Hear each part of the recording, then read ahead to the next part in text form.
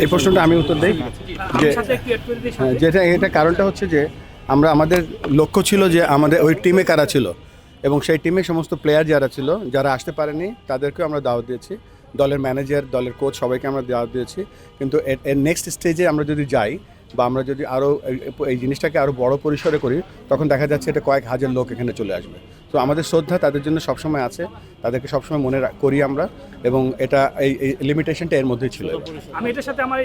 একেবারে ছোট পরিসরে, আপনি জানেন বাংলাদেশ কত ক্রিকেট পপুলার, এবং সকলের কন্ট্রিবিউশন আমরা সবসময় স্বীকার করি। এটা কোনো ইচ্ছাকৃত কিছু না, যেহেতু আমরা আমাদের ছোট পরিসরে এবং টার্গেট করেছিলাম যারা খেলেছে তাদের, এর মধ্যে ছিল ব্যাপারটা। তাদের নাম আমাদের মনের অন্তঃস্থলে আছে সবসময়। স্কুল ক্রিকেটের ব্যাপারে আমি একটু বলতে যাচ্ছি। স্কুল ক্রিকেট কিন্তু ক্রিকেট বোর্ডের নিজস্ব তত্ত্বাবধানে প্রায় 300-র উপর স্কুল খেলে। আমাদের স্পন্সর আছে প্রাইম ব্যাংক, এবং সেটা আমরা এবার যেটা করব সেটা আমরা একটা কম্বাইন্ড স্কুল ফাইনাল টিম বানাবো, এবং আমাদের ফাহিম ভাই শ্রীলঙ্কা যাচ্ছেন, তিনি শ্রীলঙ্কার সাথে একটা ইন্টারন্যাশনাল বাইল্যাটারাল করার চেষ্টা করবেন। হ্যাঁ, একটু ক্লিয়ার করি, আপনারা জানেন আমরা একটা চার্টার করেছি, চার্টারটার নাম হচ্ছে ট্রিপল সেঞ্চুরি, এবং ট্রিপল সেঞ্চুরির মধ্যে 100% পারফরমেন্স, 100% ট্রাস্ট এবং 100% রিচ, মানে গ্রাসরুট।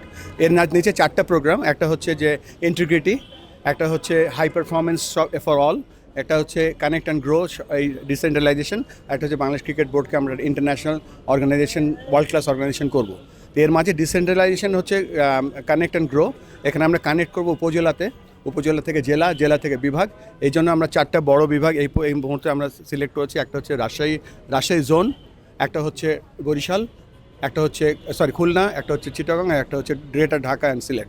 তো এই 4টে জায়গায় আমরা সমস্ত যে জেলাগুলো আছে সেই জেলাগুলোকে টার্গেট করব। জেলার মাধ্যমে আমরা ক্রিকেট সম্প্রসারিত করব এবং হাই পারফরমেন্স করব, কেননা আমরা সেখানে একটা ছোট মিনি বিসিবি তৈরি করব।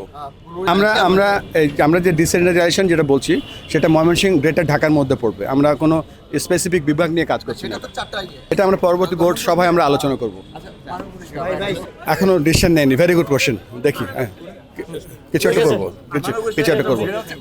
তবে আপনাদের কাছে একটা শেষ কথা বলি, আমি এই কদিন আসার পরে আমাদের যে পার্টনারশিপ তৈরি হয়েছে উইথ আমাদের যুব ক্রীড়া মন্ত্রণালয়ের সাথে, we are really grateful Asif ভাই স্যার আপনার প্রতি, বিকজ আমরা যখন যে জিনিসটা এই 100টা মাঠে যে সিনথেটিক পিচ বসাচ্ছি এবং বড় যে স্থাপনাগুলোতে সাহায্য করা, বা এই স্টেডিয়ামটার মালিকও কিন্তু এনেছি, তাতে ধন্যবাদ জানাচ্ছি আপনাদের এই সমস্ত সাপোর্ট এবং এক্সটেনশন সাপোর্টের জন্য। Thank you very much.